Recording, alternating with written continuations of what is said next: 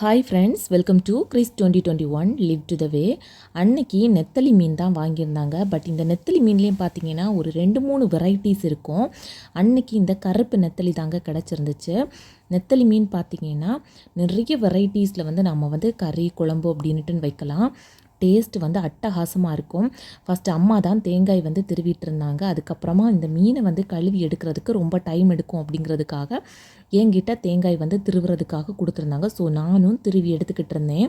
At the same time சுஸ்மி வந்திருந்தா. So அவள் first மாங்காய் தொலி எடுத்து தரேன் அப்படி பெரியம்மா அப்படின்ட்டுன்னு கேட்டுட்டு தொலி எடுத்துகிட்டு இருந்தா. அப்படியே இருக்கும்போது சித்தியும் வந்திருந்தாங்க.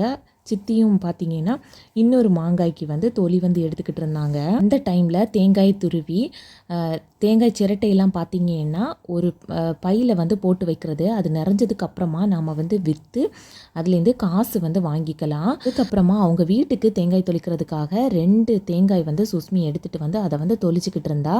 அட் த சேம் டைம் சித்தியும் இந்த மாதிரி மாங்காயெல்லாம் கட் பண்ணிக்கிட்டு இருந்தாங்க. என்னோடய பையன் பார்த்தீங்கன்னா சுஸ்மிக்கு பக்கத்தில் நின்று சித்திக்கு ஹெல்ப் பண்ணுறேன் அப்படின்னு சொல்லிக்கிட்டு அவனும் ஹெல்ப் பண்ணிக்கிட்டே இருந்தான். இந்த மீன் பார்த்திங்கன்னா டேஸ்ட் அவ்வளவு சூப்பராக இருக்கும். பட் இதை கழுவி அப்படியே உட்கார்ந்துருந்து எடுக்கிறதுக்கு கொஞ்சம் டிஃபிகல்ட். இதில் செதில் ஒன்றுமே அதிகமாக இருக்காது.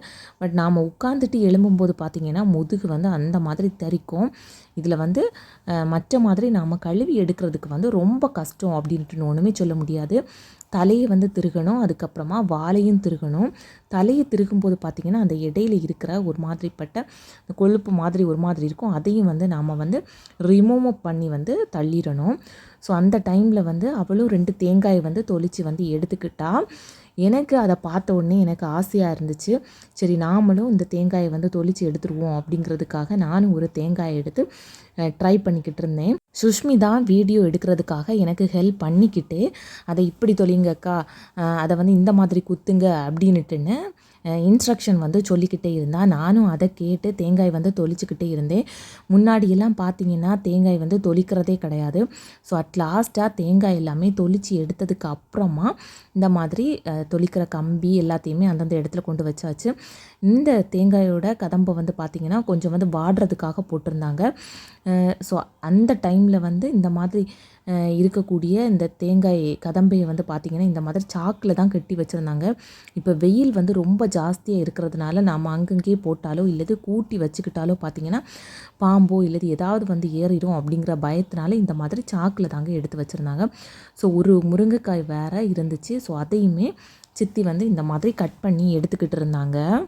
மேரேஜுக்கு முன்னாடி ஏதாவது ஒரு வேலை டிஃப்ரெண்ட்டாக நாம் கற்றுக்கிட்டோம் அப்படின்னா அதே வேலையை நாமளும் திரும்ப பண்ணிக்கிட்டே இருக்கணுமே அப்படிங்கிறதுக்காகவே அதை கற்றுக்கிறது கிடையாது. இல்லைம்மா நீங்களே அதை பண்ணிக்கோங்க அப்படின்னுட்டுன்னு எஸ்கேப் ஆகிடுவேன். ஆனால் அது அம்மாவிட்டையும் அடிக்கடி சொல்லுவேன், இதை நான் பண்ணிட்டேன் அப்படின்னுட்டுனா இன்னுமே நீங்கள் கண்டினியூஸாக இதை பண்ண சொல்லுவீங்க அப்படிங்கிறதுக்காகவே இந்த தேங்காயை தொளிக்கிறதே கிடையாது. முன்னாடியெல்லாம் பார்த்திங்கன்னா கையில் வெட்டூத்தி வச்சு தான் தொளிப்பாங்க. இப்போ தான் இந்த மாதிரியான ஒரு மிஷின் எல்லாம் இந்த எல்லாரோட வீடுகள்லையுமே பொதுவாக இருக்குது. தொளிக்கிறதுக்கும் பார்த்திங்கன்னா ரொம்பவே ஈஸியாகவே இருக்கும். அன்னைக்கு தான் தேங்காய் தொளிக்கிறது ஃபஸ்ட் டைம் ட்ரை பண்ணியிருந்தேன் அப்படிங்கிறதுனால அதை செப்ரேட்டாகவே சிம்பிளாக ஒரு வீடியோ ஆல்ரெடி நான் போட்டிருப்பேன். ஸோ இந்த நெத்தலி மீனில் பார்த்திங்கன்னா அவியல் பண்ணுவாங்க, அதுக்கப்புறமா கிழங்குக்கு கூட மசிச்சு பண்ணுவாங்க. இதை ஃப்ரை பண்ணிக்கலாம், குழம்பு வைக்கலாம். இந்த மாதிரி நிறைய வெரைட்டியில் நம்ம பண்ணலாம். ஒவ்வொன்றுமே ஒவ்வொரு டேஸ்ட்டில் இருக்கும். இதுக்கு பாண்டி மிளகு போட்டோம் அப்படின்னுட்டுனா டேஸ்ட்டு அட்டகாசமாக இருக்கும். இது சாம்பார் மிளகு அப்படின்னு சொல்லுவாங்க. சாம்பாரில் கூட இந்த மிளகு தாங்க போடுவாங்க. இந்த மிளகு ஒரு 4-5 எங்கள் மிளகு செடியிலேயே காய்ச்சிருந்துச்சு.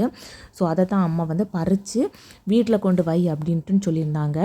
அந்த டைமில் அம்மா மீன் கழுவிட்டு இருந்ததுனால நானும் இந்த மாதிரி மிளகு பறித்து வீட்டில் எடுத்து கொண்டு வச்சுருந்தேன். கொஞ்ச நேரத்தில் இந்த மாதிரி மீனை கழுகி எடுத்துகிட்டு அதுக்கு தேவையான பச்சை மிளகாய், ஆல்ரெடி கட் பண்ணி வச்சுருந்தா மாங்காய், அதுக்கப்புறமா முருங்கைக்காய், இது கூட தக்காளி போட்டால் இன்னுமே டேஸ்ட்டு ஜாஸ்தியாக இருக்கும்.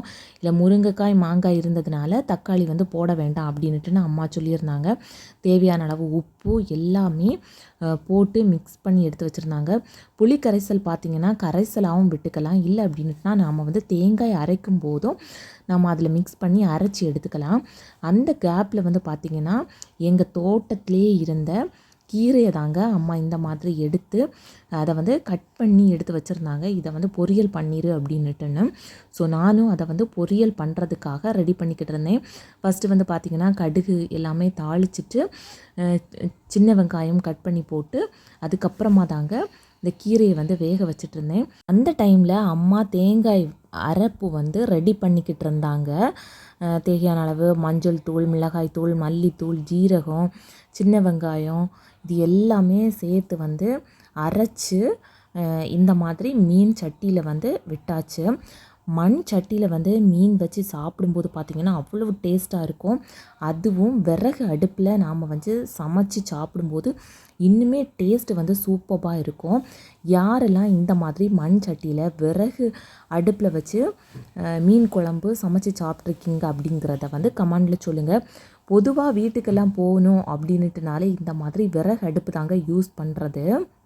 அம்மாவும் தேவையான அளவு கொதும்பு எல்லாமே எடுத்துக்கிட்டு வந்திருந்தாங்க.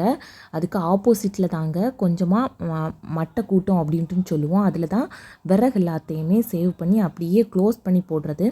இப்போ வெயில் காலமாக இருந்தாலும் மழை பெய்யும் போது சேஃபாக வச்சுக்கணும் அப்படிங்கிறதுக்காக தான் டார்ப்பா எல்லாமே விரித்து அதை வந்து க்ளோஸ் பண்ணி தான் எப்போதுமே வச்சுருக்கிறது.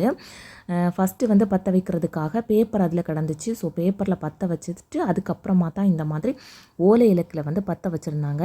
இந்த ஓலை இலக்கு எப்படி அப்படின்னுட்டு நிறைய பேருக்கு தெரிஞ்சிருக்கும், சிலருக்கு வந்து தெரிகிறதுக்கு வாய்ப்பு கிடையாது. நாம் இந்த தென்னை ஓலையிலேருந்து ஈக்கில் எடுத்து அதை வந்து நாம் வந்து விற்றுட்டு அதில் இருந்து வரக்கூடிய ஓலையை தாங்க இந்த மாதிரி சின்ன சின்ன குட்டி குட்டியாட்டு நம்ம கட் பண்ணி வச்சுட்டு ஃபஸ்ட்டு வந்து தீ பற்றி பிடிக்கிறதுக்காக அதை வந்து நாம் வந்து யூஸ் பண்ணிக்கலாம்.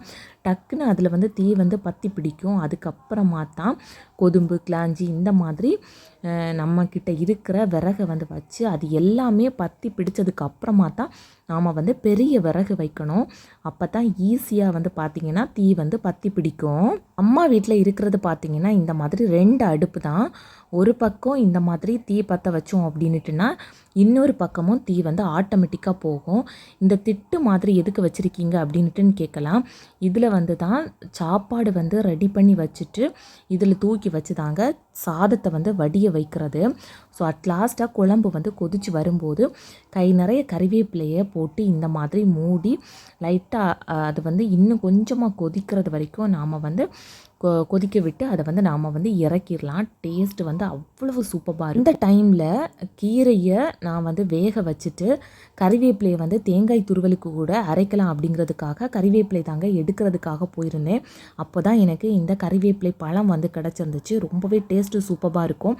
யாரெல்லாம் இந்த கறிவேப்பிலை பழத்தை வந்து டேஸ்ட் பண்ணியிருக்கீங்க அப்படிங்கிறத வந்து கமெண்டில் சொல்லுங்கள். நான் வந்து தேங்காய் துருவலுக்கு கூட பார்த்திங்கன்னா ஜீரகம், அதுக்கப்புறமா ஒரே ஒரு பச்சை மிளகாய் வந்து ஆட் பண்ணிக்கிட்டேன். கறிவேப்பிலையுமே கூடவே ஆட் பண்ணி தான் பார்த்திங்கன்னா இந்த மாதிரி பொரியலில் வந்து லாஸ்ட்டாக வந்து போட்டு நான் வந்து லைட்டாக கிளறி எடுத்துக்கிட்டேன். டேஸ்ட் வந்து பார்த்திங்கன்னா ரொம்பவே அட்டகாசமாக சூப்பராக இருக்கும். இப்போது எல்லாம் ரீசெண்டாக நாம் கடைகள்லேருந்து வாங்கக்கூடிய இந்த சிகப்பு கீரை வந்து பார்த்திங்கன்னா கலரே வராது. முன்னாடியெல்லாம் நாம் வந்து சாதத்தில் வைக்கும்போதே அந்த சாதமே ரெட்டிஷாக மாறும். ஸோ அந்த மாதிரியான கீரைகளை எல்லாம் இப்போ வந்து பார்க்க முடிகிறதே கிடையாது. பட் இப்போது ரீசெண்டாக அம்மா வந்து வீட்டில் நெட்டிருக்க இந்த கீரை வந்து பார்த்திங்கன்னா டேஸ்ட்டும் சூப்பராக இருக்கும். நம்ம சாதத்தில் வைக்கும்போது அதோட கலரும் பார்த்திங்கன்னா சேஞ்ச் ஆகும். சாதம் வந்து பார்த்திங்கன்னா ரெட்டிஷாக அதோட கலர் வந்து சேஞ்ச் ஆகும். பார்க்குறதுக்கே அவ்வளோ சூப்பராக இருக்கும். லாஸ்ட்டாக எல்லாமே ரெடி ஆகியாச்சு. நாங்களும் சாப்பிட்றதுக்காக தயாராகிட்டோம். உங்களுக்கு இந்த வீடியோ பிடிச்சிருந்துச்சு அப்படின்னா லைக் பட்டனை ப்ரெஸ் பண்ணிக்கோங்க. இது தான் நம்ம சேனலுக்கு ஃபஸ்ட் டைம் வர்றீங்க அப்படின்னா சப்ஸ்கிரைப் பட்டனை ப்ரெஸ் பண்ணிவிட்டு கூடவே பக்கத்தில் இருக்கிற பெல் ஐக்கானை கிளிக் பண்ணிக்கோங்க. தேங்க்யூ.